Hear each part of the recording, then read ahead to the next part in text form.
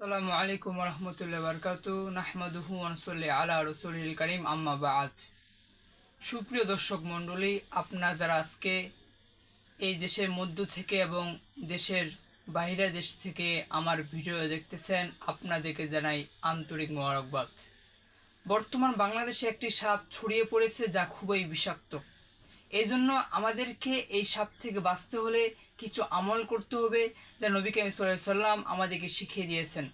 এই সাপটির নাম হচ্ছে রাসেল ভাইপার। আমরা যা সকলেই জানি রাসেল ভাইপার এই সাপটি এতই ক্ষতি করে যে যদি আপনাকে এই সাপটি কামড় দেয় তাহলে দেখা যাচ্ছে যে আমরা আর পৃথিবীতে নেই, অল্প কয়েকদিন পৃথিবী বাঁচতেছি।